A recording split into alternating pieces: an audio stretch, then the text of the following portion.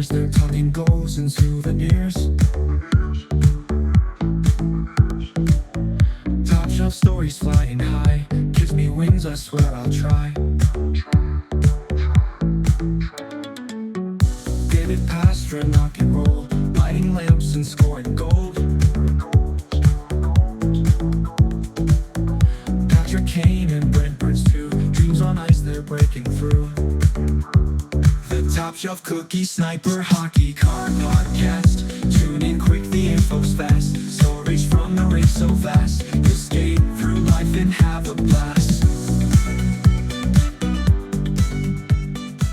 And welcome to the Top Shelf Cookie Sniper Hockey Card Podcast, episode number 88. Now, this is going to be a great episode today because 88 is one of my favorite numbers. I wore the number 88 as a young lad back in my playing days. On top of that, some of my favorite players wear the same number. But we'll get more into that as the episode goes on.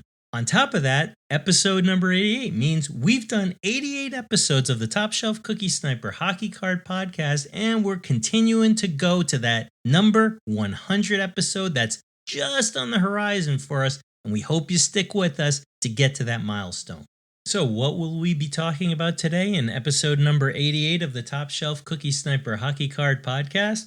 Well, we're going to be looking at who are some of the NHL players who have worn or are currently wearing the number 88 on the back of their sweater, and see who are the best 5 NHL players with the number 88 on the back of their sweater, past and present, when it comes to hockey cards.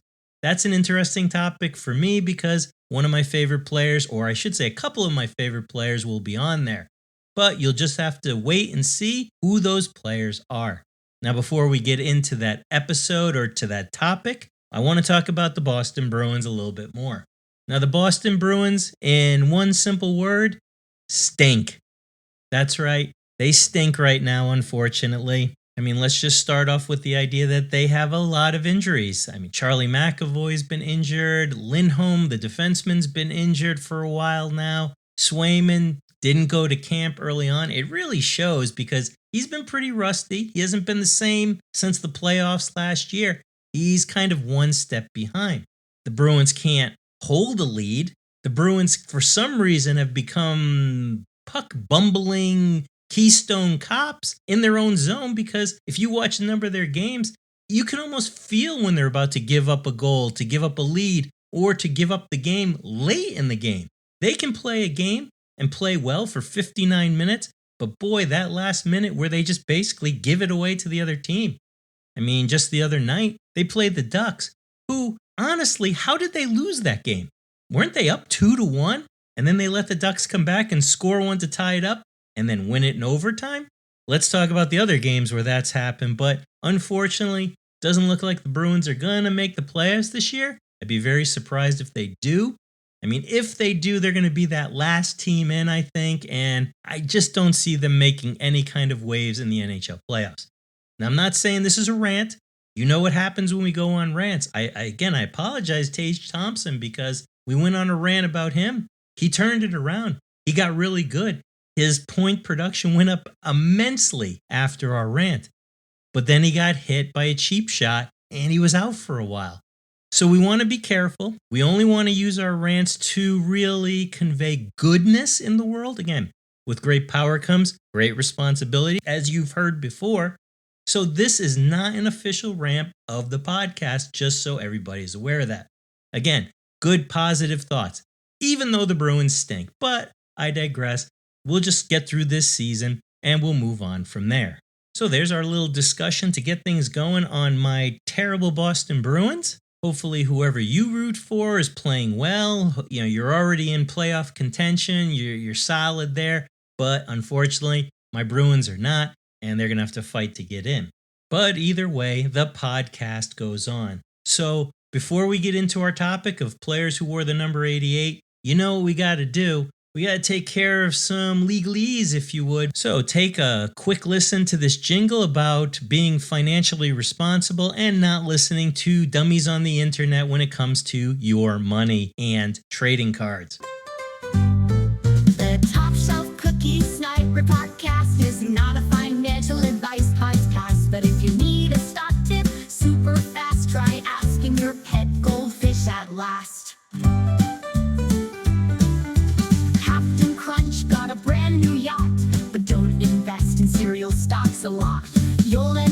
with marshmallows and rot, and a bank account that's really shot. So there you have it. Just some sound advice that when it comes to your money and it comes to this hobby, you need to do a lot of research so you feel good and you feel confident about your purchases and you're not relying on someone else to tell you what to do when it comes to your money and the hobby that you love.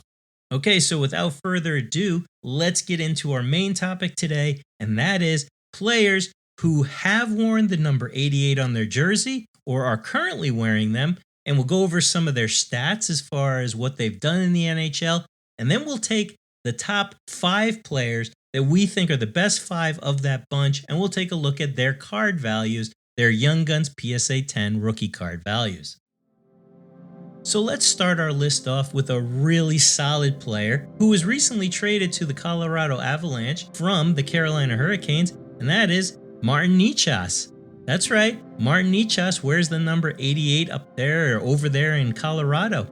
Martin came to the Avalanche after the trade that sent Mikko Rantanen to the Hurricanes, and they received Martin Necas back. I think so far the Avs are the winners in that deal. Martin Necas' stats have been far better than that of Mikko Rantanen, and on top of that, there's rumblings that maybe Mikko Rantanen doesn't want to be in Carolina. It's looking like Carolina is doing the typical where they just don't want to pay big money to some of these big players to keep them in their organization.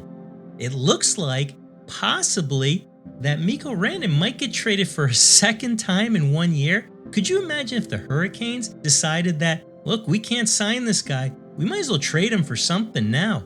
Wouldn't you rather have Mikko Rantanen for your playoff push, for your Stanley Cup push, rather than say a draft pick?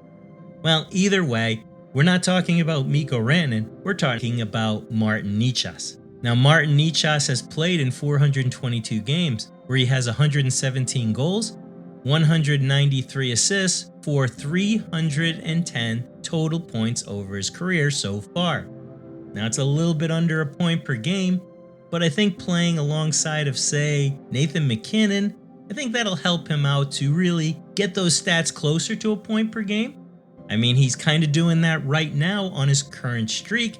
I think he'll only get better as he gets more used to that Colorado Avalanche offensive structure and he develops a little bit more of a rapport because he's only been there for about a dozen games or so.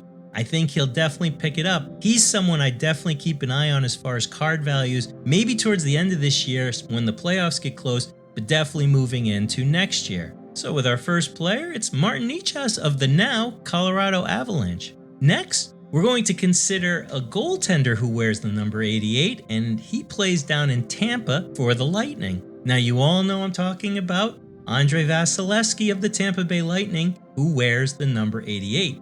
Now, fun fact, he is actually the first goalie to ever wear the number 88 in the NHL. Just a little fact for you there. Now, Andrei Vasilevskiy, in my opinion, is definitely a first ballot Hall of Famer, and it shows by his stats. Andrei has played in 523 games, where he has 321 wins, 158 losses. He has 38 shutouts. He has a career goals against average of 2.53 and a career save percentage of 917. So as we said, solid numbers for a guy. He has just been solid for them for a number of years. He's got Stanley Cups, he's got awards under his belt. He is definitely, in my opinion, one of the best goalies to wear an 88. I think he's the only one that wears an 88 if I'm not mistaken, but maybe you can check that out. Google it. So as we mentioned with our second player, it's Andrei Vasilevskiy, the first goalie to wear the number 88 as one of our notables. Finally, we're going to take a look at one more player in our notable section who wore the number 88, and that is Nate Schmidt. That's right, I said Nate Schmidt. Now you're thinking to yourself, who in the world is Nate Schmidt?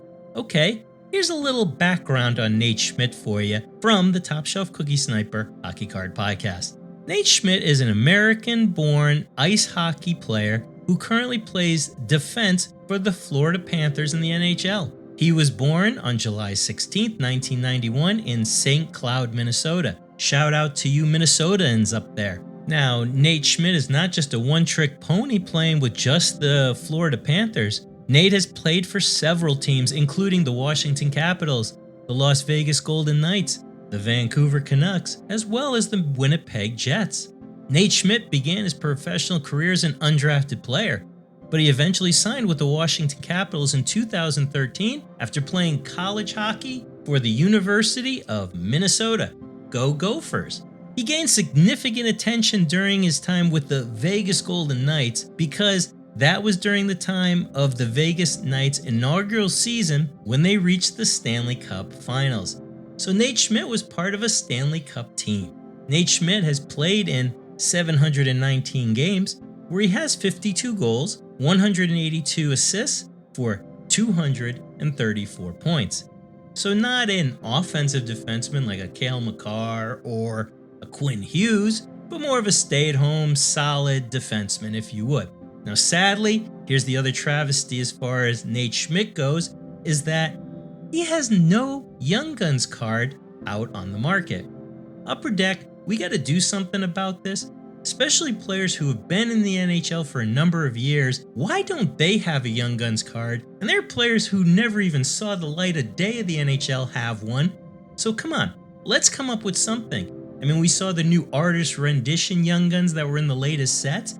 Come up with something where you give someone that's, let's say, played in the NHL for at least 10 years, maybe it's 5 years, whatever the case may be. Let's give them a retro kind of Young Guns so that we can have them. There are players out there who don't have Young Guns that I'm sure many collectors would like to see have their version of a Young Gun so that they can add them to their PC. Come on, Upper Deck, let's figure that out. But I digress. So, with our final list on the notables of players who have worn the number 88, it's Nate Schmidt, and you learned a little bit about him. The fact that he was born in Minnesota. Okay, so we got through the list of notable players who have worn the 88. Now we get into what I consider the 5 who we're going to consider their Young Guns rookie cards, and we'll kind of order them 1 through 5. I understand Vasilevsky should have been on this list, but I kind of wanted to keep it all the same, meaning that Vasilevsky was the only goaltender on the list, so I thought maybe we could just make him a notable, even though he deserved to be on this list, and we've talked about him and his card value a few times. Now let's get into the list of players who have worn the number 88, or currently wearing the number 88, the top 5 in our opinion. Now, we're not going to rank them yet. We're just going to give you who they are and their stats, and then we'll tell you as far as what the top 5 are, and then we'll give you their card information or their card stats on top of it. So let's kick things off by traveling up north, and we'll talk about the number 88 up there in Toronto, who is currently unfortunately injured. We're talking about William Nylander of the Toronto Maple Leafs. William Nylander is a phenomenal player. He's been great for Toronto for a number of years. He looked pretty good in the Four Nations tournament. Could have been a little bit more as far as offensive production, but I think that was more of a team issue than a William Nylander issue. Maybe he was hurt, got hurt during the tournament, who knows. But William Nylander has played currently in 661 games, where he has 250 goals, 336 assists for 586 points. So just under a point per game for William Nylander, who, as we've said before, is a solid player who wears the number 88. Next, we're going to go to a player who started his career wearing the number 88. He has since transitioned from that, but I thought he was good enough to make this list, and we're talking about Brent Burns. Now, as you know, Brent Burns currently plays for the Carolina Hurricanes, and he wears number 8. So you're saying, wait a minute, how come he's on this list? Well, Brent Burns started his career with the San Jose Sharks, where he wore the number 88. Hence why we put him on this list. We needed a defenseman on this list, and unfortunately, Nate Schmidt just didn't cut it.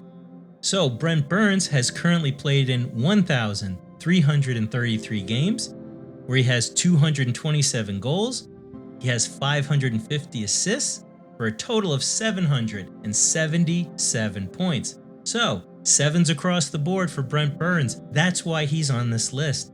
Here's a defenseman who's got almost 800 points in his career.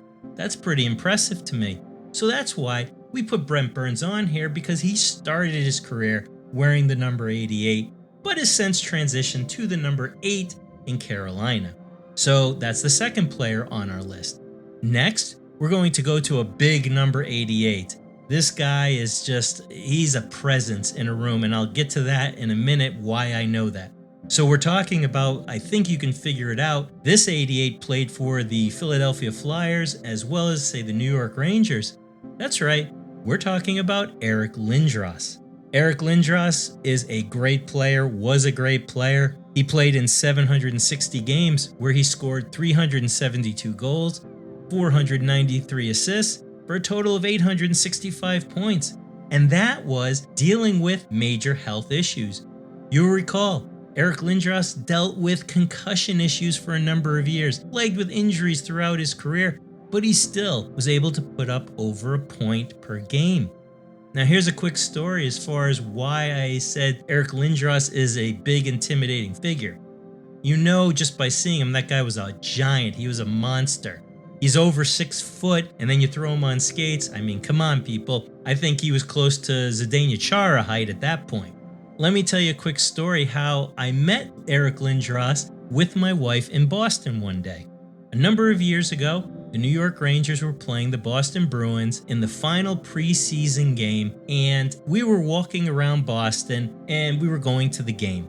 Now, we were walking around a certain section of Boston where there's a bunch of hotels. Out walked a couple of gentlemen. They were dressed very nicely. They had suits on. They looked really, they were younger guys, so that kind of stood out. But what really stood out was the fact that one of them was very tall, and that was Eric Lindros. We were walking right behind him. So as we walked down the street a little bit, my wife actually walked up to him and asked him a question. He was very kind. Not only did he answer the question, but he signed a couple of things for her. He also took a couple of pictures with her and myself, as well as a couple of other players. One of them being Matthew Barnaby, interestingly enough. So I just wanted to bring that out. But when you're standing next to Eric Lindros, now mind you, he was in his street clothes, or I should say his street suit, and he wasn't on skates. And I gotta tell you, I think me standing next to him, and I'm about 5'9" or 10, I think I was looking right in the middle of his chest when I stood next to him for the picture. He was a really nice guy, but to stand next to a giant like that, I couldn't imagine that guy coming at me on the ice full force as we're going into the corner for a puck. So, with the third player on our list that we're going to consider, it's Eric Lindros, the great stats that he put up even dealing with the injuries that he did. Okay, with the second to last player on our list, and I think deservedly so, even though there's some out there in the hockey card world that don't think this guy should be on the list of great players for some reason. I don't know, but hey, everybody's entitled to their opinion.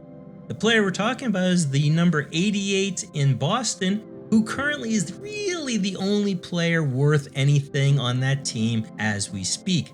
That's right, we're talking about my boy, David Pastrnak. Oh, yeah. Now, David Pastrnak has been really lighting it up lately in the NHL, and it shows based off of his stats. David Pastrnak has played so far in 734 games, where he has 379 goals, 421 assists for 800 points. That's right, he just crossed the 800 point threshold the other night in a Bruins loss, unfortunately, but still, 800 points in his career so far. Very exciting to watch him play. And oh, by the way, he's only 28 years old right now. Now, just to kind of put into perspective as far as how good this guy is, do you know where he stands on players who were born in Chechnya as far as who has the most points?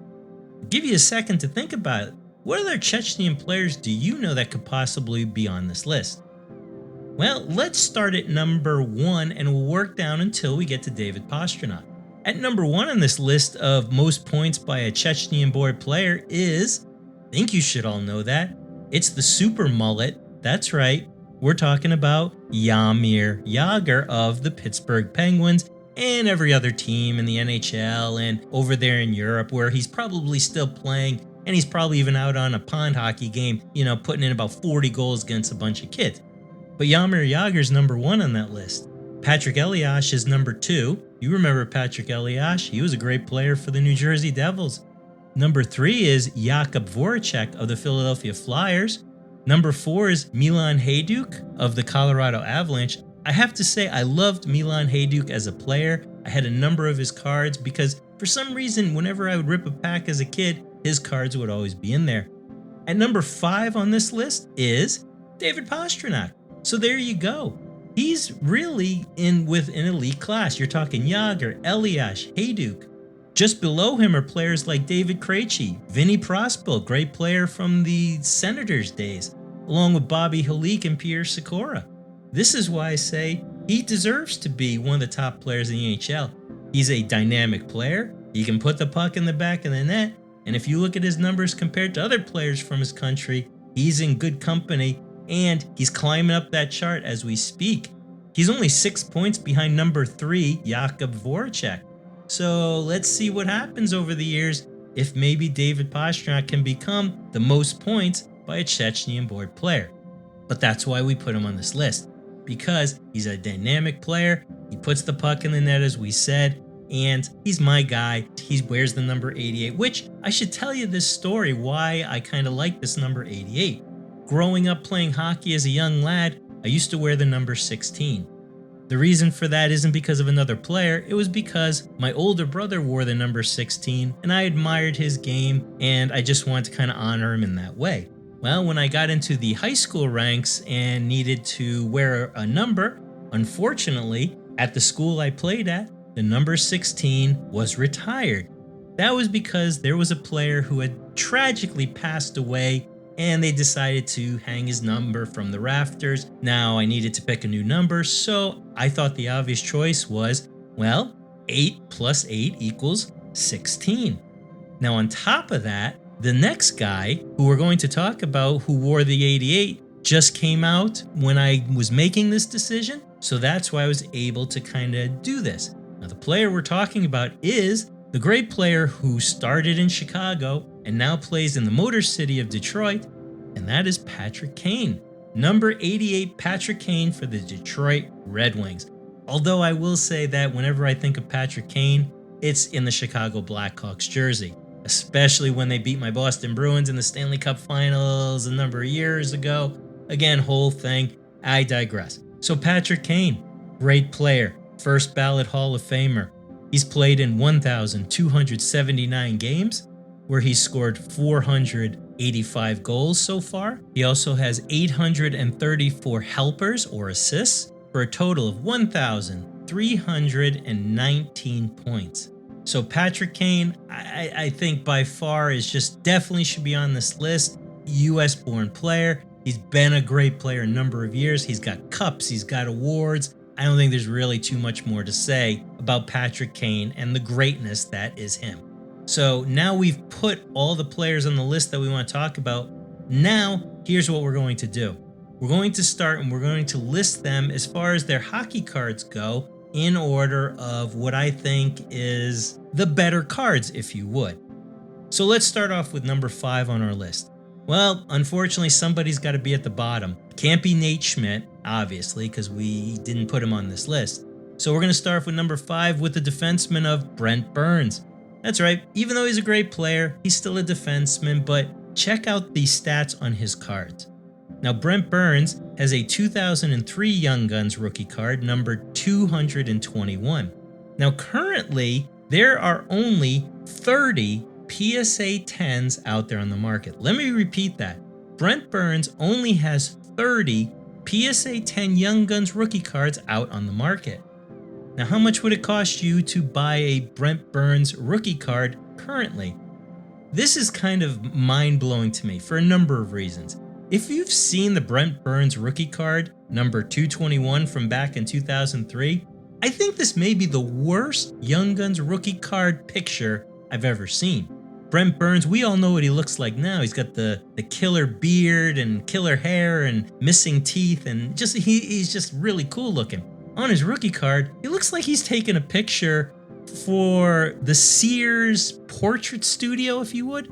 I don't know if you all remember back in the day when you went and got your picture taken for family events. My school actually did this. They sent us to Sears, where they put you in front of one of those drop-down screens and you had to, part your hair and smile a certain way. That's what Brent Burns looks like in his Young Guns rookie card. But check this out. Even though he looks like kind of a dweeb on the card, if you want to get one in PSA 10 format, you're going to pay about $450 based off the last sale in November of 2024. That's right. To get a Sears Portrait Young Gun card of Brent Burns, you're going to have to pay about $450 based off not only the last sale, but the fact that there's only 30 of them out there in the world. So number 5 on our list, it's going to be Brent Burns, even though you have to really pony up to get his Young Guns rookie card. Next, we'll go to number 4 on our list, where we will put Toronto's William Nylander. Now, William Nylander has a 2016 Young Guns rookie card. That card number is number 249. His current PSA 10 pop count, it sits at 1,617. Now, to get a William Nylander Young Guns rookie card in PSA 10 format, based off of the last sale in February of 2025, the end of February, you're going to have to pay about $160 US. Now, we've kind of seen his card hover in that $125 to about $180 US range, so about $160 seems about right. He didn't do too much in the World Tournament, Four Nations Tournament that really would help catapult this card.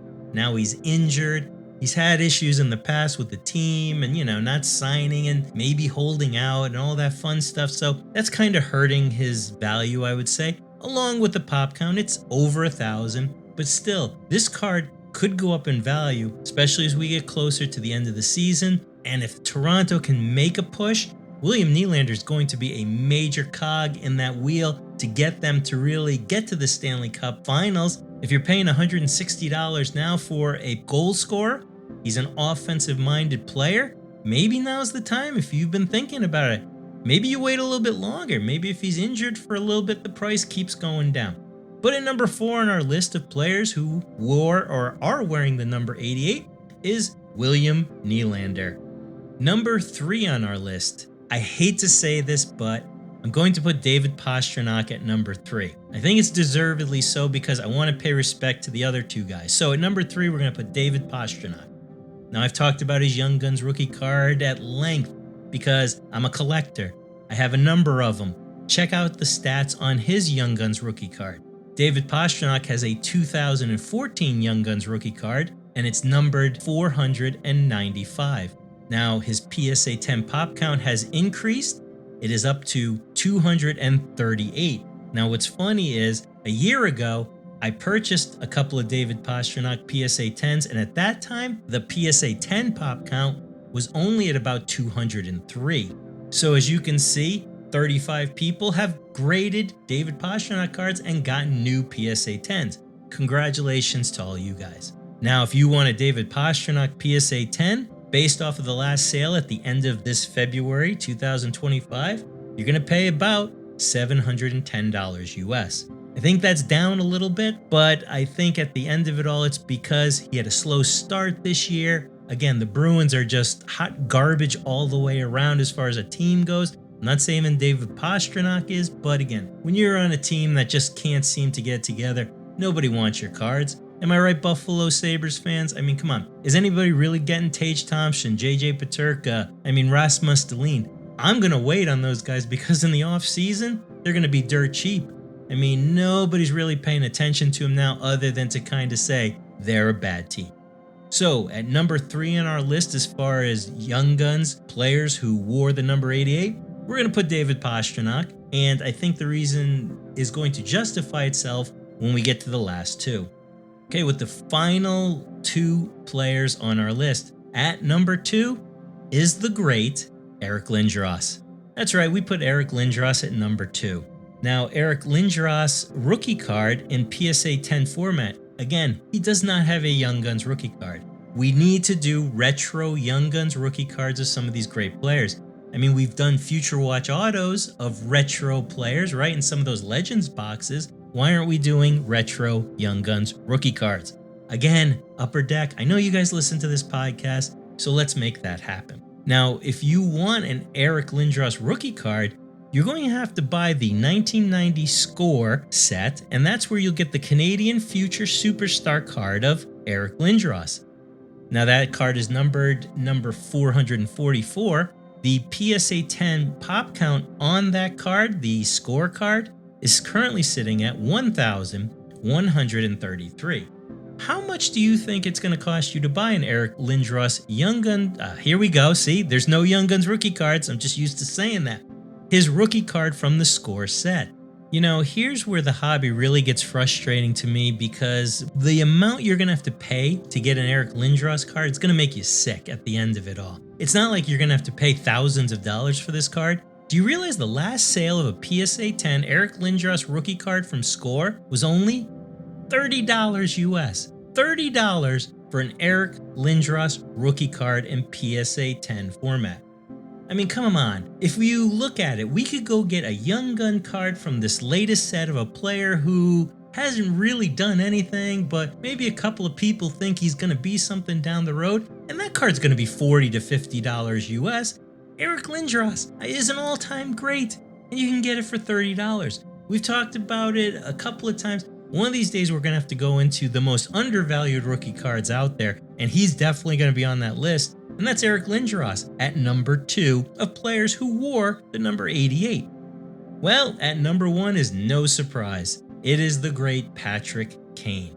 Now, Patrick Kane has a 2007 Young Guns rookie card, and it's numbered 210. And now his PSA 10 pop count is only 391. Now, if you want to purchase a Patrick Kane PSA 10 Young Guns rookie card, based off of the last sale at the end of February, it's going to cost you $829 US. Deservedly so. I think Patrick Kane should be $1,000 US all day long. He's still putting up great numbers. He has multiple awards. He's got Stanley Cups. He's a great US-born player. Great ambassador to the game. All of that stuff. And you can get one for under $1,000. Let me ask you this question. If Patrick Kane, let's say in the next 2 to 3 years, somehow wins a Stanley Cup with the Detroit Red Wings or somebody else, does he finally get over that $1,000 threshold? What do you think it takes for Patrick Kane to get over that $1,000 US threshold for his PSA 10 Young Guns rookie card? I mean, what else does he need to do? He's won cups with Chicago. He's a great scorer. He's an offensive threat. As we mentioned before, it just baffles my mind sometimes as far as what this hobby's willing to support value-wise. I mean, again, there are players out there whose cards are much higher than Patrick Kane's who haven't done hardly any of what Patrick Kane's doing. I understand the whole prospecting thing, but shouldn't guys like this just be worth, again, $1,000? I mean, I understand you're going to have guys like Connor McDavid, Austin Matthews, Nathan McKinnon, who are going to be up there because they're doing it right now, and they're doing it really well. Well, I guarantee if you talk to those players, they're going to say one of their idols growing up is Patrick Kane. So why is he under $1,000 US? Either way, we're going to kind of make up for it a little bit by putting him at number 1 as far as the players who have worn or are wearing the number 88 and their rookie cards as far as which one is the most desirable to us. So to recap our list as far as desirable number 88s and their rookie cards, number 5 was Brent Burns. Number 4 was Toronto's William Nylander. Sitting at number 3 was Boston's David Pastrnak, or Pasta as everybody calls him. Number 2 was the great Eric Lindros. And finally at number 1 is the US-born all-time great Patrick Kane from, again, Chicago Blackhawks, but he's playing for Detroit right now. So there it is. There are the number 88s in the hockey card world. We mentioned a number of them. I think there was 8 of them all together. I think there's maybe 9 people total who have worn the number 88s. I think one of them that's not on this list is Ken Hodge, but I think he only wore it for maybe a season. I can't remember. But there it is. There are the number 88s for episode number 88 of the Top Shelf Cookie Sniper Hockey Card Podcast.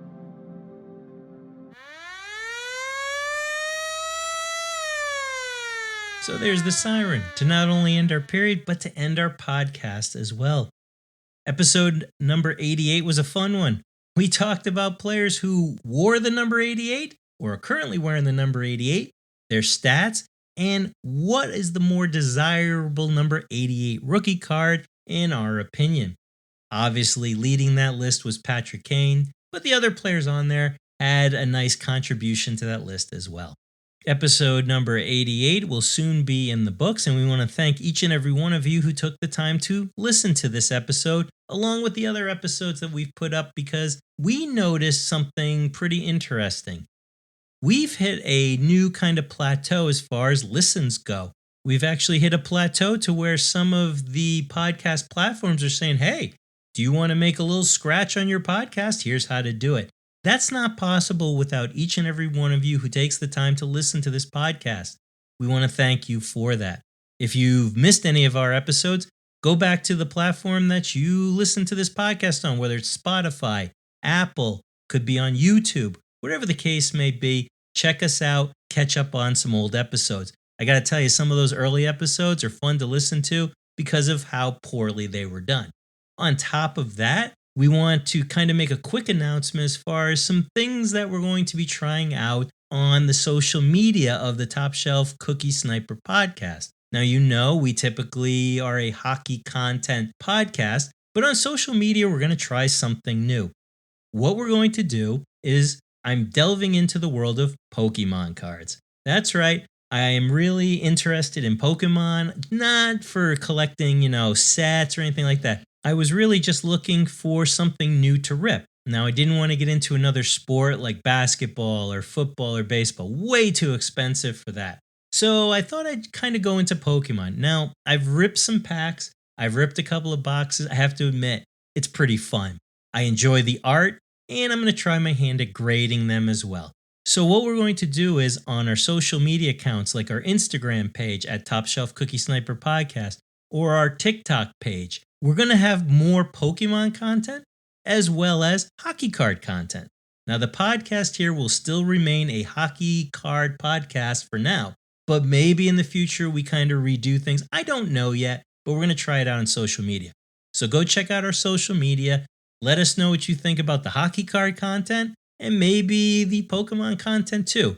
And if you're someone who collects hockey cards and Pokemon, hit me up on our Instagram page at Top Shelf Cookie Sniper Podcast. Let me know. I'd love to kind of pick your brain as far as some things I should be looking for. But aside from that, we'll continue on our hockey card journey and our hockey card podcast journey, but we're going to sprinkle in the Pokemon as well, just to keep things interesting. For the Top Shelf Cookie Sniper Hockey Card Podcast, notice it's not the Top Shelf Cookie Sniper Pokemon podcast yet, but you never know. I love hockey. We'll continue. So for the podcast, I'm your host, Jay.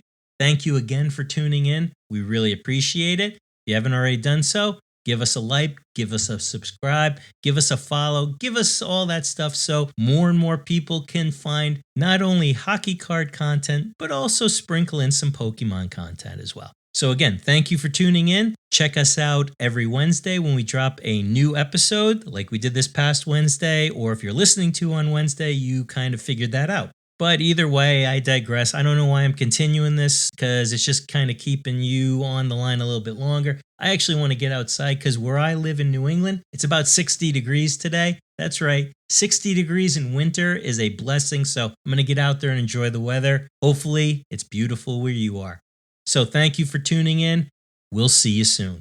Waking up to breakaway plays, stick taps echo through my days. Legends live and breathe so clear, every episode they cheer. In the zone and feeling right, puck talk keeps me up all night. Chasing dreams and breaking ice, this podcast my advice. The Top Shelf Cookie Sniper Hockey Card Podcast. Tune in quick, the info's fast. Stories from the race so fast. Escape through